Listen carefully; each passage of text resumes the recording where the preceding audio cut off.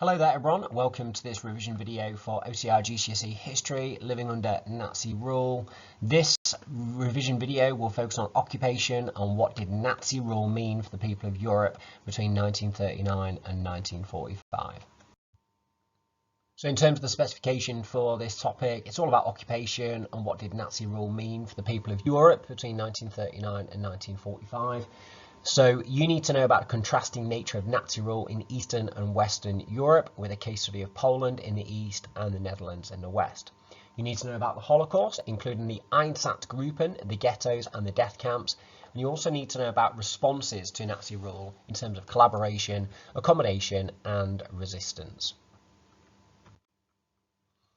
Okay, so in this topic, we're going to be studying the diversity of the experience from the West and the East. So we will do a case study of the Netherlands and Poland. Now that map shows you the areas under German control in 1942, and we can see geographically how the Netherlands lies to the west of Germany and Poland to the east of Germany. So we're going to be comparing and contrasting, looking at some of the similarities and differences of the experience of those people living in those countries within the occupied territories. So we're now going to look at a timeline of the Nazi occupation of Poland, which is a case study of the occupation in the East. When they ask you exam questions, they might talk about the occupation in the East and the occupation in the West, for example. So in September 1939, Poland was invaded by Germany and the Soviet Union, and by October, Poland was divided between Germany and the Soviet Union. Now, on the 12th of October 1939, Germany created the General Government Area to rule occupied central and southern Poland. Hans Frank was created Governor General to enforce harsh Nazi policies. Between 1940 and 1941, there were mass executions, arrests and forced labour for the people of Poland. Between March and October 1940, there was AB Action, which was the extraordinary pacification operation, which aimed to eliminate intellectuals and the upper class of Polish society. Jewish people were segregated into ghettos, for example, the Warsaw Ghetto. From 1942, Operation Reinhard was brought in, which was the secret Nazi plan to kill all the Jews of Poland at Belzec, Sobibor and Treblinka death camps. The Warsaw Ghetto Uprising took place in April 1943, and that saw Jewish resistance, leading to a huge uprising against the Nazis, one of the biggest examples of uprising against the Nazis we see. In this time as well, the Polish underground state, the Delegatura, and the Home Army, the AK, grow stronger. They organise sabotage and resistance to the Nazi occupation.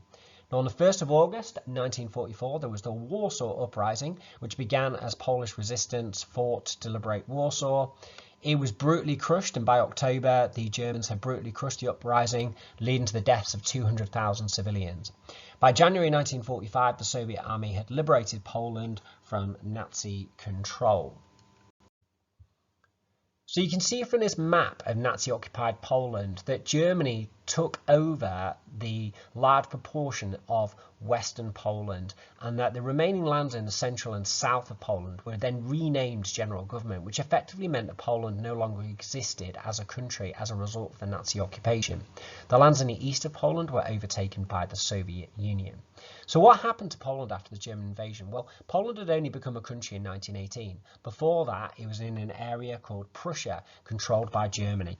Now, Nazi leaders believed in an idea called Lebensraum, which means living space, and they believed they had the right to take back land belonging to Germany, especially in the east. When the Nazis invaded Poland, they sought to get rid of any Polish culture. So by October 1939, Poland no longer really existed as a country. The country was split into regions, as you can see in that map, and merged into existing German lands. The largest region was named General Government, and that included the capital, Warsaw. Now, Polish culture and people were removed from the lands. So in 1940, Heinrich Himmler drew up his Eastern General Plan.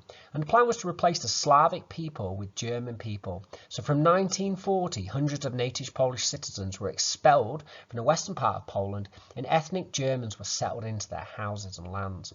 Many native Poles were moved into the General Government Area, and this was governed by a man called Hans Frank, who was a Nazi ex-lawyer, and he introduced a rule of terror. Polish culture was attacked, schools and universities were closed. Now, this was because the Nazis looked down on Polish people. They believed that they were Slavs and thought they were an inferior race. So the Nazis believed Slavic Poles were inferior, and many were murdered by the army and the SS. Now, historians believe that 1.9 million non-Jewish Poles were killed. Other Poles were sent to Germany as forced labour. They had to wear a P on their arms to denote them as Polish people. Sex with Germans was banned and a lower wage was paid to Polish workers. So one of the features of the Nazi occupation of Poland was the persecution of Polish Jews. Polish Jews were brutally persecuted. From 1940, Jewish people were made to live in ghettos, like the Warsaw Ghetto. Operation Reinhard from 1942 was the Nazi plan to deport and kill Jews in death camps. The Jewish population of Poland had been around 3.5 million at the start of the Second World War, but during the Second World War, the Nazis murdered around 3 million Polish Jews. There was lots of resistance, and that was a key feature of the Nazi occupation of Poland. So the Nazi destruction of Poland and the brutal nature of the occupation led to the Polish people forming the largest resistance movement in Nazi-occupied Europe. The Polish government, which escaped to London in 1939, established Delegatura, a secret state in Poland. It coordinated the work of Polish resistance like the Home Army, the AK, which was formed in February 1942 in Poland. It contained thousands of Polish people that resisted and sabotaged Nazi war efforts. In August 1944, the Poles staged an uprising in Warsaw, known as the Warsaw Uprising. The uprising was brutally crushed, with Hitler ordering the destruction of Warsaw. 200,000 were killed and the city was almost completely destroyed. Poland was eventually liberated by Soviet forces in January 1945. So we looked at the Nazi occupation of the East in terms of Poland. We're now going to talk about the story of the Netherlands, and that's our case study of the West. So here's a timeline overview of some of the key information about the Nazi occupation of the Netherlands. Now, the Nazis invaded and occupied the Netherlands in May 1940, and it took them just 5 days. Rotterdam, which is a city in the Netherlands, was bombed, killing around 900 people and destroying large parts of the city. The Netherlands was placed under the control of a German administration controlled by Arthur Seyss-Inquart, a Nazi official. The early stage was known as the Velvet Glove and was more lenient and less controlling than the occupation in the East. From 1941, the Nazis intensified their persecution of Jews in the Netherlands, leading to the February strike. Dutch resistance began to grow. In August 1942, the Dutch resistance bombed a train in Rotterdam, leading to the execution of 5 Dutch hostages. From 1943 to 1944, as total war developed in Germany, 500,000 Dutch men were sent east as forced labour to work within Germany. The Allies attempted Operation Market Garden in September 1944 to liberate the Netherlands, but that failed. The final winter of the Second World War, the Dutch suffered extreme hardship in the so-called Hunger Winter. There was starvation, 20,000 Dutch people died. Eventually, the Canadians liberated the Netherlands and the war was over. Now, one of the features of the story of the Netherlands was that the Nazis regarded the Dutch as Aryans, and that was a key reason for why the occupation in the West was a little bit more lenient. Now, this poster, published in the Netherlands during the occupation, the words say, "Men of the Netherlands, for your honour and conscience, take a stand against communism, the Waffen-SS calls you." And the Waffen-SS was the military wing of the SS, and it fought alongside the regular German army, and this poster was trying to encourage Dutch men to join that. You can also see some pictures of the Dutch resistance. So just like Poland, there was a lot of resistance in the Netherlands. There's a picture there of Arthur Seyss-Inquart, who was an Austrian Nazi who was put in charge of the Netherlands during the Second World War. And there's an image there of Rotterdam being bombed in 1940, and also an image of the liberation of the Netherlands in 1945 from Canadian forces. Now, one of the really interesting stories in terms of the Nazi occupation of the Netherlands was the fact that Audrey Hepburn, who was a film star after the Second World War, was a young girl living in the Netherlands during the Second World War, and her story can help reveal quite a lot about the experience of living in the Netherlands during the Second World War. Now, Audrey Hepburn and her family lived just outside Arnhem in a place called Velp for most of the Second World War, and you can also see a map of the Netherlands here where Rotterdam is, and also the capital Amsterdam. Okay, so let's delve into a little bit more detail about the occupation of the Netherlands. Germany invaded the Netherlands on the 10th of May 1940, and on the 14th of May 1940, the Luftwaffe attacked the Netherlands. Now, Rotterdam, which was a city, a port with a large dock, was bombed. Around about 900 were killed and 25,000 homes destroyed. Now, the Dutch government surrendered, and the royal family and the government escaped to exile in the UK. The Netherlands was put under the control of Arthur Seyss-Inquart, an Austrian Nazi. Now, as the Dutch were the same ethnic background as the Germans, Aryans they were seen as, they were treated very differently to the people in Poland. So, for example, Dutch civil servants stayed in roles, education was unchanged at first, and to begin with there was compliance. Although even on the 29th of June 1940, on Prince Bernhard's birthday, many Dutch people wore carnations in support of the exiled royal family. The Germans removed royal portraits, but they did not punish anyone for this. The first stage of the Nazi occupation was quite lenient, and we used the word the velvet glove to describe that kind of lenient occupation at first. But from about 1941, the Nazi rule in the Netherlands began to change. German road signs appeared, the Dutch Green Police, which were a bit like the Gestapo in the Netherlands. They began to spread fear. And in February, the first Jewish men were rounded up for deportation. Dutch communists called for a strike, and there was a big strike in February 1941. The Nazis shot at the strikers and there was violence. On the 13th of March, the first death sentences against Dutch citizens were issued, with 15 members of the Dutch resistance being shot. The legal system began to target the resistance. For example, Audrey Hepburn's uncle Otto was an attorney in Arnhem, and he was pressured to prosecute people for resistance, including things like listening to the banned Dutch radio station Radio Oranje. Now, Audrey Hepburn's uncle, who was called Otto van Limburg-Stierum, was an attorney in Arnhem. He was taken prisoner in May 1942 when the Nazis rounded up important members of Dutch society. He was actually killed on the 15th of August 1942. He was shot in these woods, having been taken prisoner. This was in retaliation for the bombing of a Nazi train in Rotterdam by the Dutch resistance. So that shows the harsh and brutal nature at times of the Nazi occupation of the Netherlands. Now, from about 1943 to 1944, the Nazis began to change their tactics. They used more violence. They began to target Dutch Jews. Deportations began in 1943 to extermination camps. About 107,000 Jews were deported. That's about 76% of the Jewish population of the Netherlands. In April 1943, 300,000 Dutch ex-soldiers were transported to Germany as forced labour. Strikes erupted across the country, leading to 95 Dutch people being killed.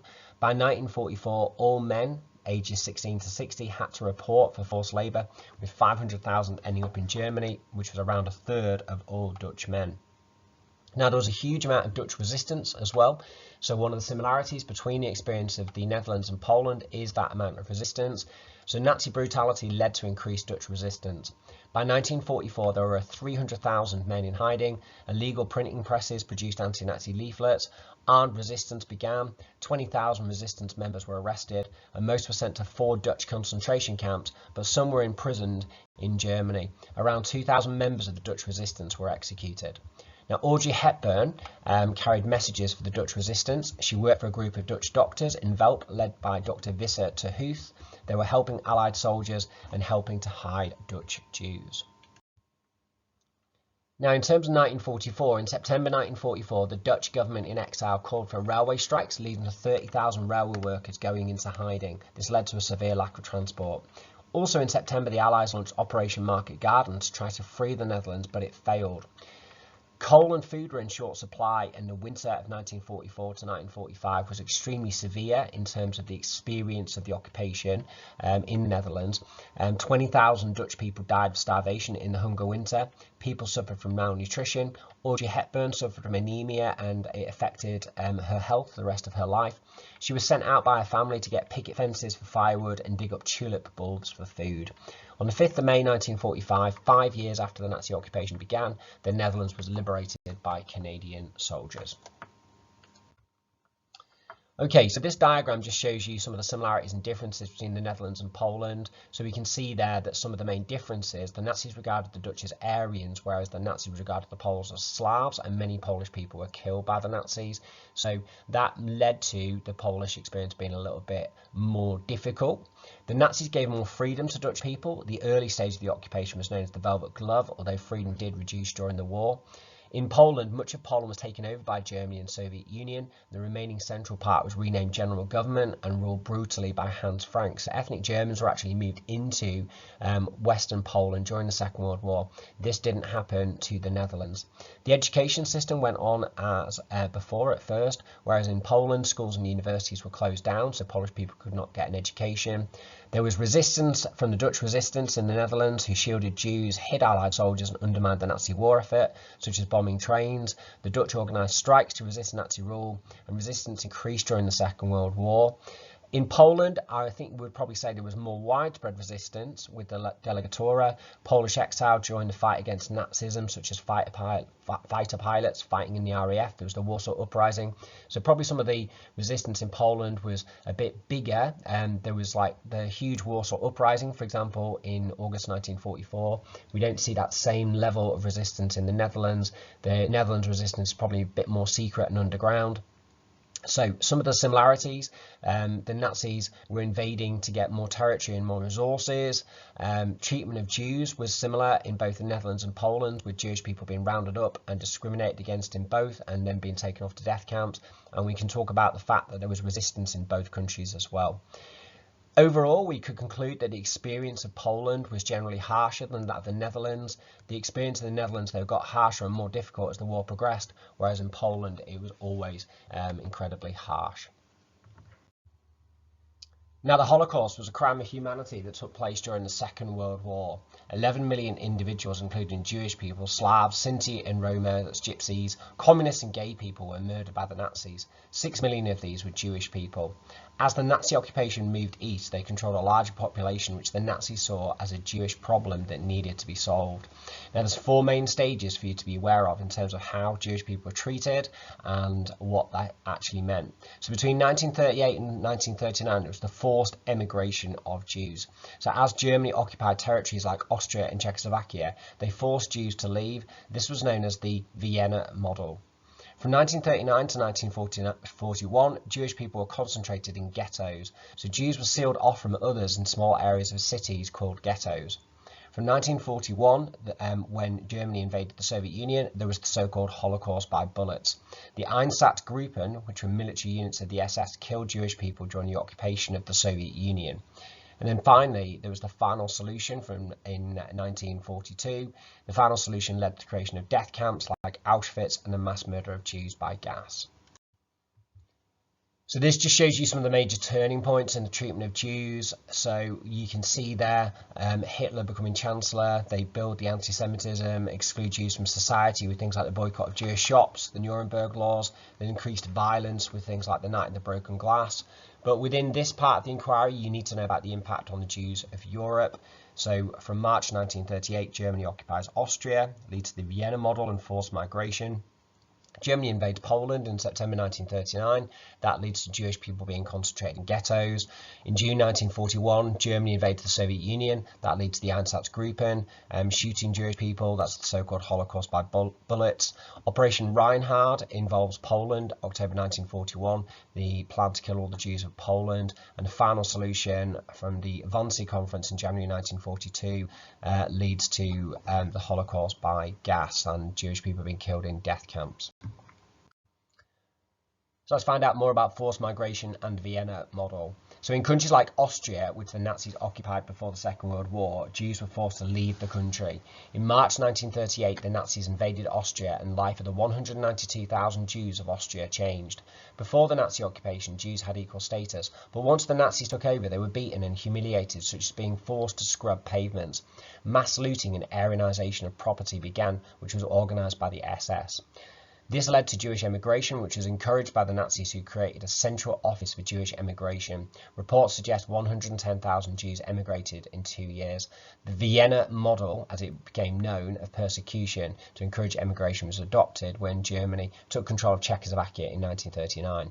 Now, Maria Altmann, who's pictured there, was a Jewish woman living in Austria and an example of somebody who was forced to emigrate. Now, in September 1939, as we've seen, the Nazis invaded Poland and the lives of Jews changed dramatically. There were 3.5 million Jews living in Poland, the largest population of Jewish people in Europe actually, and forced emigration was therefore not possible. So a plan was formed by the Nazis to move all the Jews of Europe to a reservation, looking at areas in perhaps the Soviet Union or even Madagascar. The Nazis did not own any such land, however, so it wasn't possible. This meant that Jewish people were put into ghettos to be ready for mass deportation once a reservation was found. Ghettos were enclosed districts which isolated Jews from non-Jewish people. The largest ghetto in Nazi-occupied Poland was the Warsaw Ghetto, which was completed in November 1940. The ghetto had 3-metre-high walls topped with barbed wire. By March 1941, the ghetto had 445,000 Jewish inhabitants, a third of the city's population, in just 2.4% of its area. The terrible conditions led to disease and death, particularly among the young and old. In the autumn of 1941, there were 900 cases of typhus. Over 140,000 died in the ghetto. Now, Emanuel Ringelblum was an example of somebody who wrote testimony to preserve the memory of Jewish people living in the ghetto. Now, the mass murder of Jews began in June 1941 with the invasion of the Soviet Union. For the Nazis, this was seen as a life and death struggle against communists and Jews in the East. The invading forces were given orders to purge the Soviet-occupied territories of all hostile elements, but Jews in particular were targeted. Now, the Einsatzgruppen were mobile killing units of SS men who followed the Wehrmacht, which is the German army, as they invaded the Soviet Union. As they reached different villages and towns, the Einsatzgruppen rounded up Jews and communists. Men, women and children were taken to secluded areas like woodland and shot. About 90% of the people murdered in the autumn of 1941 were Jews, and this was around 1 million people. This was sometimes known as the Holocaust by bullets. One of the most terrible crimes that took place was at Babi Yar in Ukraine, just outside Kiev, where 33,000 Jewish people were killed in a single day. Dina Pronocheva, who's pictured there, was a survivor of the Babi Yar massacre. So in German-occupied Poland, death camps were set up by the Nazis to kill Jews. At Chelmno, a camp in Poland, Jews were being killed by exhaust fumes in vans. In the autumn of 1941, Operation Reinhard ordered the killing of all Jews in the general government area. Death camps were created at Belzec, Sobibor and Treblinka. They killed Jews using gas chambers. By the end of the war, 1.7 million Polish Jews had been murdered in these death camps. In total, 3 million Polish Jews were killed in the Holocaust. Now, the death camps were in wooded areas away from towns. Jews were deported from ghettos. On arrival at the death camps, they were stripped of clothing and possessions and killed in gas chambers. Jewish slave labourers would remove and dispose of bodies. To stop panic, Jews were told they were being resettled in the east, but rumours quickly spread. Some Jews managed to resist, but at Sobibor in 1944, Jews rose up and managed to kill 11 SS guards, allowing 300 Jews to escape. On the 20th of January 1942, 15 senior Nazi ministers led by Reinhard Heydrich had a meeting at the Wannsee Conference. Heydrich laid out his plans for the mass murder of the Jews. The plans involved killing all the Jews of Europe. Adolf Eichmann, a senior SS officer, was put in charge of the plans, and he was known as the final solution. So Auschwitz was built in October 1940. Experiments to mass murder inmates using Zyklon B, a gas, began in September 1941. By late 1941, Auschwitz was overrun with prisoners, so Auschwitz II Birkenau was created. Now, Jews from across Europe were transported into cattle trucks with no water or toilet facilities. Journeys often took days. When the trains arrived at Auschwitz, the prisoners were made to form two lines of men and women. The fit and able were sent to work as slaves in the factories connected to the site, but everybody else, about 3/4 of those who arrived, were sent to be gassed. The people were killed within 20 minutes. Now, the Sonderkommando were groups of Jews forced to work for the Nazis. They would enter the chambers wearing gas masks and remove bodies.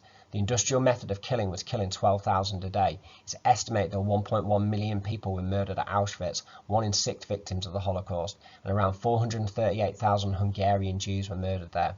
In November 1944, with the Soviet army approaching, Himmler ordered the gas chambers to be destroyed.